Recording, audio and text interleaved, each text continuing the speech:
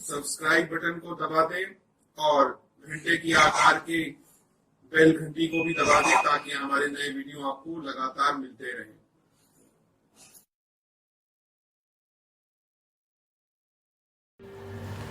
नमस्कार दोस्तों, धर्म रहस्य चैनल पर आपका एक बार फिर से स्वागत है।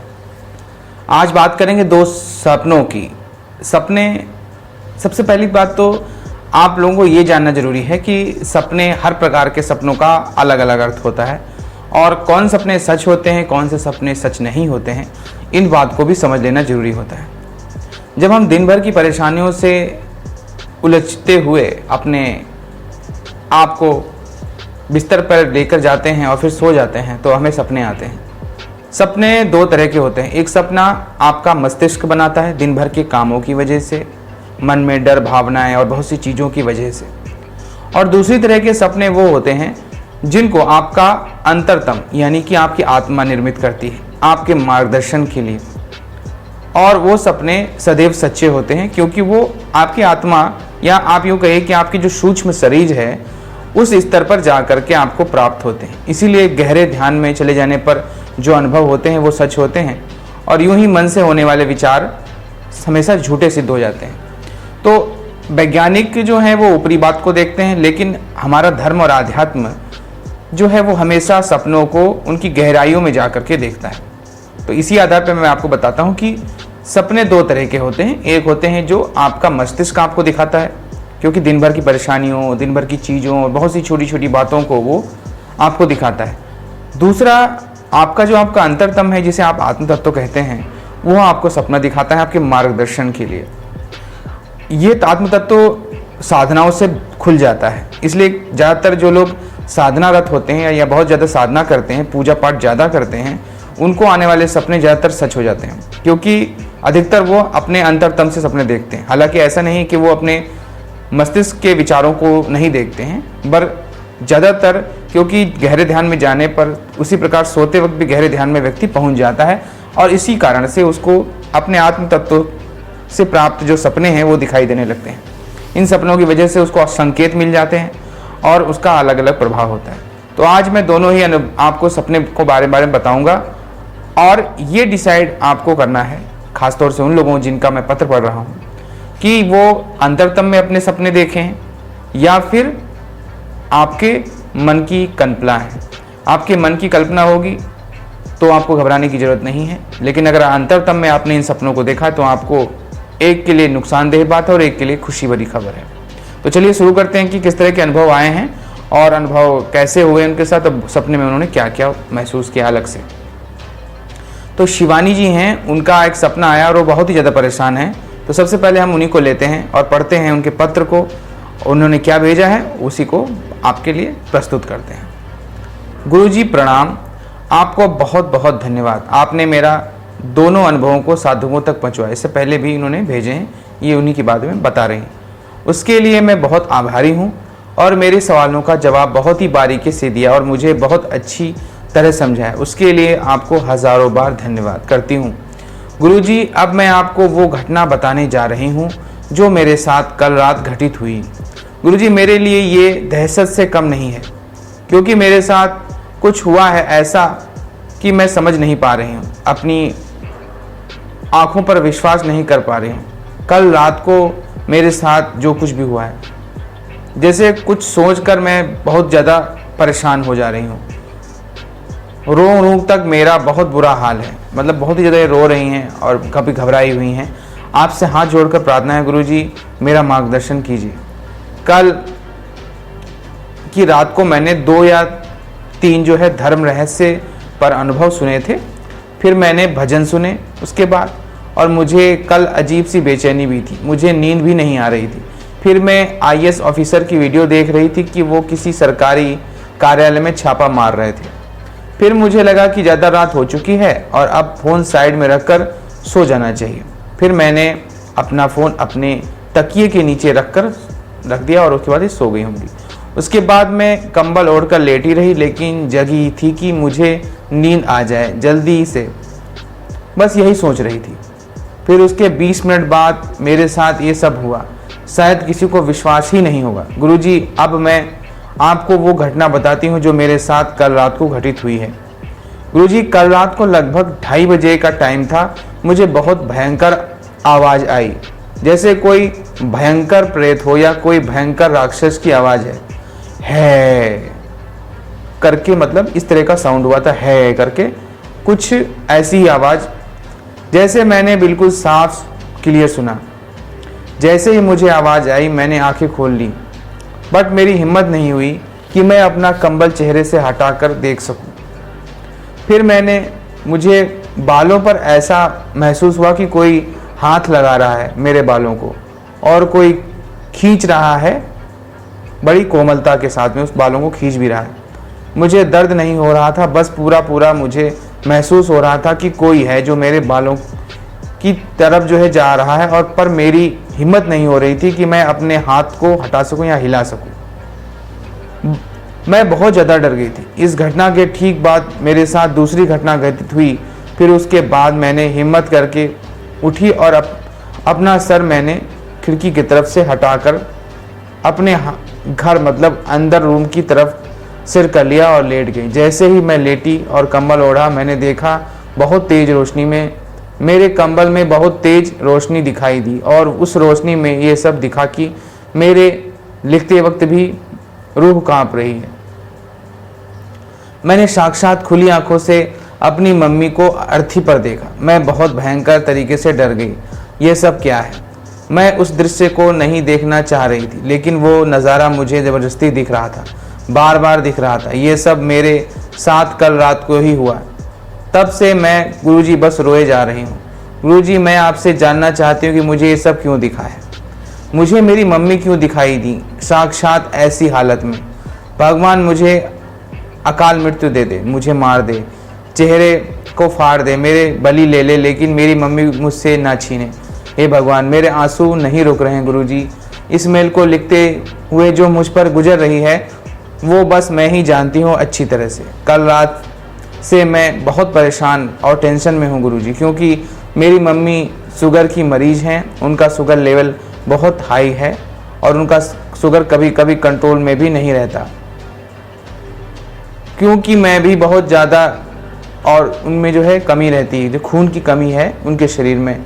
डॉक्टर्स ने भी कहा है कि उनकी तबीयत नाजुक है, उनका पूरा ख्याल रखिए हमेशा।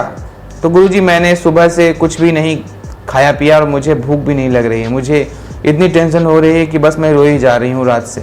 गुरुजी, ये सब क्या है? मुझे क्यों दिखाई मेरी मम्मी की इस प्रकार की स्थिति? मुझे क्या करना चाहिए? मुझे गुरुजी कृपया करके मुझे मेरा मार्गदर्शन कीजिए। मन में ऐसे विचार आ रहे हैं कि मुझे अपना जीवन समाप्त कर देना चाहिए। मैं अपने प्राण देने के तैयार हूँ, लेकिन भगवान मेरी मम्मी की जीवन को दान दे दे, यानी उनको बचा ले। गुरुजी, मेरे साथ जो घटना घटित है उसे सीरियसली लीजिए और अच्छी तरह सोच समझकर मेरा मार्गदर्शन करिए। मुझे बताएं कि मैं क्या करूं। आज्ञाकारी शिष्या शिवानी। शिवानी जी बहुत परेशान है इस बात में। तो देखिए, सबसे पहले शिवानी जी को मैं 2 बात बताना चाहता हूँ। पहली बात, जो लोग साधना करते हैं तो उनको इस तरह के अनुभव होते हैं, शक्तियाँ भी उनके नज़दीक आती हैं, और जब भी आप ध्यान लगाते हो तो ध्यान के माध्यम से भी ऐसी शक्तियाँ उनसे जुड़ती हैं या दिखती हैं उन्हें। लेकिन क्लियरली हो सकता है कभी कभी ऐसा होता है कि आदमी इतने अधिक गहरे ध्यान में चला जाता है और सो जाता है कि वो समझता है कि सच में उसके साथ ऐसा घटित हो रहा है, खुली आंखों से उसे दिखाई दे रहा है, बल्कि वो अर्धनिद्रा की अवस्था कहते हैं उसे। तो 2 तरह की बातें हैं। तो पहली बात तो ये है कि आपके मन ने ये चीज़ बनाई या फिर आपके स्वयं के अंतरतम ने ये कहानी आपके लिए गढ़ी है। आपकी चिंता और परेशानी निकल करके आपको माँ की अर्थी को दिखाने लगी, या फिर आपने सच में आपके हृदय से, या यूँ कहिए कि आपके आत्म तत्व ने इस चीज़ को दिखाया। तो पहले मैं आपको तो बता देता हूँ वो बात जो अगर स्वप्न की है तो आपके लिए खबर बुरी नहीं बल्कि अच्छी है। अगर यह खबर आपने जो देखा है वो सच में पूरी तरह से साक्षात है और आप निद्रा में नहीं थी, या यूँ कहे कि एक होता है तंद्रा की अवस्था, उसमें नहीं थी, तो फिर आपके लिए बहुत अच्छी खबर नहीं है। तो पहले तो मैं बताता हूँ कि अर्थी देखने का मतलब क्या होता है। अगर सपने में अर्थी देखती है तो जिस व्यक्ति की भी अर्थी दिखाई देती है उस व्यक्ति की उम्र बढ़ जाती है, यानी कि अब उसके जो मरने का जो समय था वो टल गया है और वो अब जल्दी नहीं मरने वाला है। बिल्कुल उल्टा सपना इसका अर्थ आता है। तो अगर सपने में किसी भी प्रकार से किसी व्यक्ति को किसी की अर्थी दिखती है, अगर स्वयं की अर्थी दिख दे तो उसकी उम्र बढ़ जाती है, जिस व्यक्ति की अर्थी दिख जाए उसकी उम्र बढ़ जाती है, यानी कि वो अब जो है रोगों से मुक्त होने वाला है, या यूँ कहिए कि उसकी उम्र और बढ़ गई, जितनी उसकी उम्र थी उससे ज़्यादा उसकी उम्र हो गई। अब चूंकि आपने अर्थी देखी है अपने माँ की, तो इसकी वजह से आप बहुत ज़्यादा घबरा गई हैं। तो सबसे पहले तो मैं आपको बताऊंगा कि अगर हो सकता है आत्म तत्व के द्वारा आपने देखा हो उस चीज़ को, तो उसके लिए अगर आप माँ के ऊपर आपके संकट है, तो अगर माँ के ऊपर संकट आने की क्षमता है या आ रही है ऐसी चीज़, तो आपको भगवान शिव के महामृत्युंजय मंत्र का जाप शुरू करना चाहिए और अपनी मम्मी से भी करवाना चाहिए। ये तो हो गई आपकी आध्यात्मिक बात। इससे और रही बात जो आपने प्रेत देखा था, आपके बालों को जो सहरा रहा था, वो सब शक्तियाँ आपके नज़दीक आकर के आप आकर्षित होकर के आपकी योग साधना से, आपके साधना से आकर्षित होकर नज़दीक आती हैं और इस तरह की हरकतें करती हैं। ये बहुतों के साथ होता है, ये हर स्त्री के साथ होता है, हर पुरुष के साथ होता है। तो इसलिए उसके समस्या की कोई बात ही नहीं है, वो ऐसा होता रहता है। तो उसके लिए अगर आपके पास गुरु मंत्र है तो उसका जाप कीजिए, तो आपको कोई समस्या नहीं होने वाली। गुरु मंत्र की वजह से वो शक्तियाँ आपसे डरकर दूर भाग जाएंगी। इसलिए गुरु मंत्र का जाप करिए उस जगह पे, और गुरु मंत्र के प्रभाव से आपको इस तरह के बुरे सपने भी नहीं आएंगे, इस तरह की बुरी चीज़ें भी नहीं आपके साथ घटित होंगी। दूसरी बात, आपको परेशान होने की जरूरत नहीं है। महामृत्युंजय मंत्र का जाप आप स्वयं कीजिए, अपनी मम्मी को करवाइए, और अगर दोनों लोग करने में असमर्थ हैं तो पंडितों से भी आप एक अनुष्ठान जो है करवा सकते हैं महामृत्युंजय मंत्र का अपनी माँ के लिए, माँ के निमित्त। अब दूसरी बात को लेते हैं कि आपने ये कहा है कि जैसे कि आपके साथ इस तरह की घटनाएं घट रही हैं, तो आपका ध्यान का लेवल जो है अच्छा पहुंच रहा है, काफ़ी गहराई में जा रहा है, तो उससे घबराने की ज़रूरत नहीं है, क्योंकि ये सब आपको भ्रमित करने की शक्तियाँ भी हो सकती हैं। ज़्यादातर शक्तियाँ भ्रमित करना चाहती हैं, व्यक्ति को उसके मार्ग से हटा देना चाहती हैं, इसलिए ऐसी सपनों को दिखाती हैं कि वो ऐसी कार्यों को छोड़ दे, डर जाए, भयभीत हो जाए। तो वो भी मत कीजिए, आपको जो कर रहे हैं वही करते रहिए। गुरु मंत्र है उसका जाप कीजिए और ज़िंदगी में आगे बढ़िए, बिल्कुल भी घबराइए बिल्कुल नहीं। हाँ, रही बात माँ की सेहत की, तो देखिए आलू है, चीनी है, चावल है, ये सब चीज़ें जिसमें कार्बोहाइड्रेट की मात्रा ज़्यादा होती है वो आप अपनी माँ को ना खाने दीजिए। जितना हो सके फल, फाइबर वगैरह खिलाइए। फलों में भी मीठे फलों से दूर रहिए। जो फल जिनमें अच्छा ज़्यादा फाइबर बहुत ज़्यादा होता है, जैसे नाशपाती है, बहुत ही अच्छा फल है आपका, बिल्कुल सॉफ्ट, उसमें जो है आपको शुगर बिल्कुल भी नहीं मिलेगी। अमरूद हैं, आप अमरूद खा सकती हैं, मम्मी को खिला सकती हैं। ज़्यादातर इस तरह का भोजन को देखिए तो आपका जो है शुगर लेवल नीचे रहेगा, बिल्कुल शुगर उनकी नीचे ही रहेगी। बाकी तो जितनी भी मीठी चीज़ें उनका त्याग करना होता है, वो सबसे शुगर नीचे चला जाता है। तो आप ये दोनों काम करेंगे, इधर महामृत्युंजय और इधर शुगर पे इनके ध्यान देंगी, तो कुछ नहीं होने वाला। मम्मी को कहिए सुबह जल्दी उठें और रोज़ टहलने जाएँ, थोड़ी बहुत दौड़ भी लगाएं, इससे शुगर जो है कमी।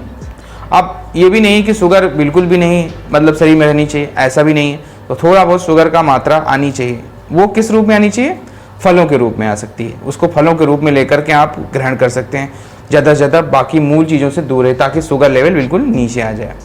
और बहुत सारी बाज़ार में आयुर्वेदिक दवाइयाँ उपलब्ध हैं जो शुगर लेवल को नीचे करती हैं, तो उस चीज़ों का इस्तेमाल कीजिए। और बिल्कुल शुगर नील भी नहीं होने देने हैं आपको, और शुगर बढ़ने भी नहीं देनी है। दोनों ही चीज़ों का ध्यान रखिए। ज़्यादा से ज़्यादा फाइबर वाला भोजन आप लीजिए, ताकि आपको किसी भी प्रकार की समस्या ना आए। तो इसलिए आप समझदारी से काम कीजिए, बिना डर भय। जो भी है सब कुछ ईश्वर के हाथ में है, और प्रयास हम लोग करते हैं। बाकी जीवन एक माया है, उस माया से डरने या भयभीत होने की आवश्यकता नहीं, बल्कि उसका सामना करने की ज़रूरत होती है। इसी प्रकार हम अपना अगला अनुभव जो है लेते हैं। अब इनका नाम मुझे मिटाना पड़ेगा, क्योंकि इन्होंने कहा है मेरा नाम वगैरह जो है ना बताइए। तो उन्होंने जो है एक अनुभव आया है सपने का, उन्होंने देखा है, तो उसका बताना चाहते हैं। तो चलिए सुनते हैं पहले कि अनुभव क्या है। गुरुजी प्रणाम, मैं उनका नाम हटा रहा हूँ से एक छोटा सा अनुभव आपको साझा करना चाहता हूँ। अगर आपको अच्छा लगे तो वीडियो बना दीजिएगा, और मेरा नाम और शहर मत बताइएगा। जैसे कि मैं हर रोज़ मंदिर जाता ही रहता हूँ, अपना मंत्र जाप भी करता रहता हूँ, काली माता की मूर्ति के सामने बैठकर तो मेरे मन में आया कि मैं माता से प्रार्थना करूं कि हे माता, मैंने आज तक जो भी मंत्र जाप और साधनाएं की हैं वो मेरी सिद्ध हुई हैं या नहीं, अगर हुई हैं तो बताने की कृपा करें। माता की कृपा से मुझे रात को सपना आया, कोई बहुत बड़ा कृष्ण जी का सत्संग हो रहा था और उसमें हमारे प्रधानमंत्री मोदी जी आए हुए थे और वो हमारे शहर के नेताओं को ज़्यादा अहमियत ना देते हुए मुझे ज़्यादा तवज्जो दे रहे थे और वो भोजन में मांस खा रहे थे, वो भी भेड़ का, और मैं पूड़ी खा रहा था और उन पूड़ों में आलू थे। और मोदी जी खुद के बारे में उनको बता रहे थे कि वो मांस नहीं खाता और मेरी नींद इससे खुल गई। वैसे मुझे सपने नहीं याद रहते हैं, ये सपना अच्छे से याद है। और गुरुजी मुझे सपने में मंत्र भी मिलते हैं, सपने में कोई ना कोई देता है, पता नहीं, लेकिन मुझे याद नहीं रहता है। कृपया कर मेरा मार्गदर्शन करें गुरुजी। आप जो कार्य कर रहे हैं उसकी जितनी प्रशंसा कम की है उसकी कम है, यानी कि प्रशंसा बहुत ही ज़्यादा करने की आवश्यकता है। तो अच्छी बात है, इसके लिए धन्यवाद आपका जो आप प्रशंसा कर रहे हैं। और गुरुजी के आपके चरणों में मेरा प्रणाम स्वीकार करें। धर्म रहस्य देखने वाले सभी साधक भाई बहनों और मार्गदर्शकों को होली की हार्दिक शुभकामनाएं। धन्यवाद गुरुजी, बहुत बहुत बधाई। तो देखिए ये अनुभव जो है इन्होंने भेजा है। अब यहाँ पर देखिए फिर वही बात आ कि मैंने कहा कि एक सपना आता है आपके मन के और एक होता है आपके आत्म से, आपके आत्म तत्व में, यानी आप जब गहराई में सपने की पहुँचते हैं तो आप अपने सूक्ष्म शरीर से जुड़ जाते हैं। जब सूक्ष्म शरीर से व्यक्ति जुड़ जाता है तो जो सपना देखता है वो बिल्कुल सच होता है। तो पहले दोनों ही तरीकों को लेते हैं। तो पहले देखते हैं सपने का, फिर देखेंगे सूक्ष्म शरीर से जुड़ा हुआ सपना।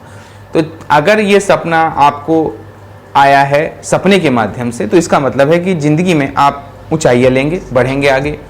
बड़े राजनेता को देखने का मतलब होता है कि आप जिंदगी में आगे बढ़ेंगे, आपको भाग्य की तरफ से सहायता मिलेगी। कि जब भी आपको सहायता मिले उस अवसर को आप चूकिएगा नहीं और आप जीवन में बहुत ही कामयाब हो सकते हैं उसके माध्यम से। और दूसरी बात इसमें यह भी निकल के आती है सपने के माध्यम से। देखिए जो व्यक्ति सपने में मांस खा रहा हो और अगर वो मांसाहारी ना हो तो इसका मतलब कि उसका भाग्य चमकने वाला है। तो आप इस तरह से भी देख सकते हैं कि हो सकता है कि प्रधानमंत्री मोदी जी इस बार का चुनाव जीत जाएं और फिर से जो है सत्ता पर काबिज हो सकते हैं, अगर ये सपना आपके सपने के स्तर से आया है। आत्म तत्व के स्तर पे आने पर जो है तो ये इसका अर्थ थोड़ा सा बदल जाएगा। आत्म तत्व के आने पे क्या है? आत्म तत्व का है कि माँ भगवती से आपने प्रार्थना की, आप मुझे बताइए कि मैं सिद्धि की तरफ बढ़ रहा हूँ या सिद्धि हुई है या नहीं है। तो इसका मतलब ये है कि आपको सिद्धि मिल रही है, आप सिद्धि की तरफ पूरी तरह से बढ़ रहे हैं। प्रधानमंत्री मोदी जी के का मतलब वहां पर यह है कि जो बड़ी दैवीय शक्तियां हैं, यहाँ पर मोदी जी से मतलब नहीं, मोदी जी तो आपके मन की कल्पना है।